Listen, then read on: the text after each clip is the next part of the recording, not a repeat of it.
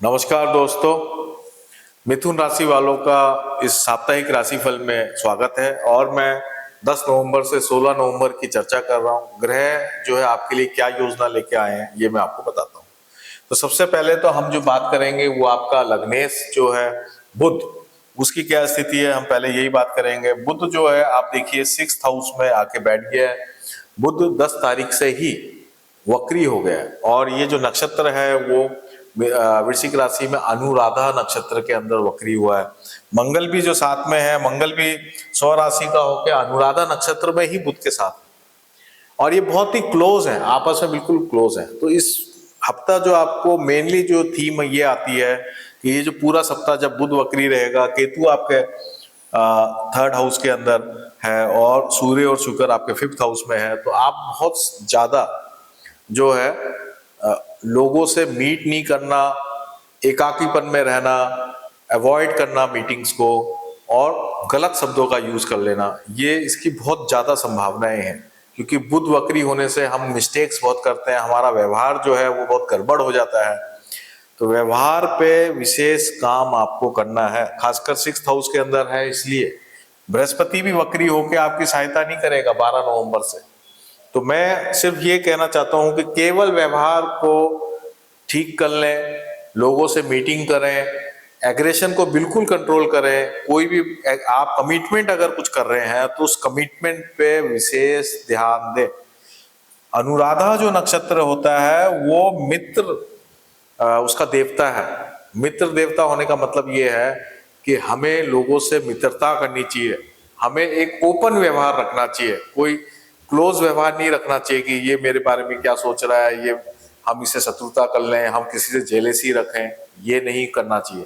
तो अगर आप मित्रता व इस देवता का जो व्यवहार है मित्र वाला, वो अगर आप रखेंगे, ओपन व्यवहार रखेंगे और क्लोज थिंकिंग आप नहीं करेंगे, तो फिर आपका ये सप्ताह बहुत अच्छा चला जाएगा। नहीं तो कुछ ना कुछ आपको नुकसान भी हो सकता है। तो सबसे पहले अगर हम बात हेल्थ की भी करें तो हेल्थ के लिए देखिए 6th हाउस में बैठा ही है, तो आपको हेल्थ को लेके तो बिल्कुल सतर्क ही रहना पड़ेगा। एलर्जीज देता है ये विशेषकर, और अगर आपको बीपी है तो वो अनकंट्रोल हो सकता है। और कोई भी अगर आपको हेल्थ प्रॉब्लम्स हैं जो लीवर से रिलेटेड हो, एलर्जी से रिलेटेड हो, तो वो बढ़ सकती है, उस पर आप विशेष ध्यान दें। घर में लगभग सेहत सबकी ठीक होगी, लेकिन केतु और राहु के कारण थोड़ी पेरेंट्स की हेल्थ को लेके भी आपको चिंताएं हो सकती है। करियर के लिए मैंने आपको बिल्कुल लॉजिक बताई दिया है कि करियर में आपको ध्यान रखना है व्यवहार का, मीटिंग्स का। शनि आपका 10th हाउस में वक्री है, इस बात को ध्यान रखना है। बृहस्पति आपका वक्री हो जाएगा 10th लॉर्ड होके, तो इसलिए काम के प्रति फोकस रहें और काम में आपको बहुत ज्यादा एक्स्ट्रा ऑर्डिनरी प्रेशर आ जाए, इसकी पूरी संभावना है। तो जब आपके पास ज्यादा प्रेशर आ जाए तो उसको युक्ति के कोई तरीके से उसको मैनेज करें, ऐसे एग्रेशन में नहीं आ जाए। नहीं तो ऐसा नहीं है कि मुझे काम ही नहीं करना है और मैं नौकरी छोड़ के जा रहा हूँ, इस तरह की स्थितियां क्रिएट नहीं करें। थोड़ा युक्ति युक्त होकर आप उसका काम करेंगे तो आपके लिए ये वीक अच्छा जाएगा। प्रोफेशनल्स के लिए भी अच्छा है, जॉब वालों के लिए भी अच्छा है, और जो इंडिपेंडेंट कर रहे हैं उनके लिए भी अच्छा है। लेकिन जो मैंने शर्तें बताई हैं उसको आपको ध्यान रखनी पड़ेंगी। वेल्थ को लेकर अगर हम बात कर लेते हैं तो वेल्थ पॉइंट ऑफ व्यू से, क्योंकि लाभेश आपका जो है मंगल बुध साथ में बैठा हुआ है, और सेकेंड लॉर्ड जो है इसका जो ट्रैवल है, चंद्रमा का जो ट्रैवल है वो मिथुन राशि से कन्या राशि की तरफ रहेगा।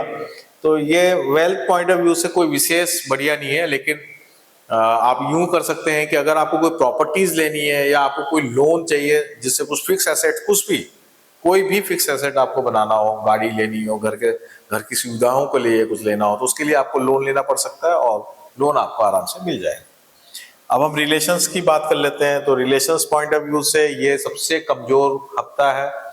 आपको इस वीक में कम्युनिकेशंस पे ध्यान रखना पड़ेगा, एंगर मैनेजमेंट पे ध्यान रखना पड़ेगा।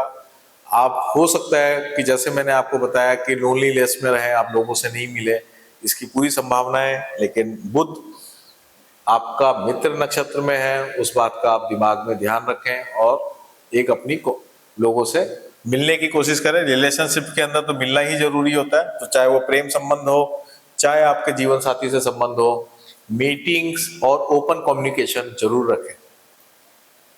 स्टूडेंट्स के लिए सूर्य और शुक्र देखिए 5th हाउस में और बुध वक्री हो गया, तो स्टूडेंट्स भी ईगो में आके जो है कुछ ना कुछ प्रॉब्लम क्रिएट कर सकते हैं। और वैसे ही रिलेशनशिप के अंदर भी ईगो बहुत हो सकती है, तो वहां पे दोनों तरफ जो है ईगो पे कंट्रोल करें, काम पे फोकस करें। स्पिरिचुअल रेमेडी के लिए मैं यही कहूंगा कि सूर्य और शुक्र को आप रेमेडी करें तो बहुत ही अच्छा रहेगा। और बुध की रेमेडी भी आप कर सकते हैं, लेकिन सूर्य शुक्र की रेमेडी कर लेंगे तो ज्यादा ठीक है, जो ईगो ज्यादा दे रही है और ईगो के कारण कई बार हम बहुत बड़ी गलतियां कर जाते हैं। तो सूर्य के लिए आदित्य हृदय स्तोत्रम जो है आप पूरे वीक आप पढ़ें, बहुत ही अच्छा रहेगा। और गाय को आप रेगुलर वे से ज्वार खिलाएं, व्हाइट कलर की जो ज्वार आती है, सोरगम भी बोलते हैं उसको इंग्लिश में, वो जो है उसको भिगो के आप खिला सकते हैं, या सीधा उसका कुछ बना के रोटी वोटी बना के भी आप खिला सकते हैं, और सीधा भी खिला सकते हैं। तो ये आप पूरा गाय को अगर ये आपके साथ अगर ये आप कर सकते हैं तो वो करा दें। अगर वो पॉसिबल नहीं है तो चारा वगैरह या कुछ भी आप जरूर खिलाएं। गेहूं की रोटी भी अगर आप गाय को खिलाएंगे तो भी सूर्य और शुक्र की कॉम्बिनेशन आपके लिए बेटर होगी। उम्मीद करता हूँ ये वीडियो आपको जो है मिथुन राशि वालों के लिए बहुत बेनिफिशियल होगा, और सावधानियां भी अगर हम बरतते हैं तो जीवन में तेजी से सुधार होता है। गलतियों से बचना भी अपने आप में बहुत बड़ा उपाय है। तो दोस्तों, अब मैं इस वीडियो को यहीं विराम देता हूँ। नेक्स्ट वीडियो में मैं अगली बार आता हूँ। आपका बहुत बहुत धन्यवाद। नमस्ते।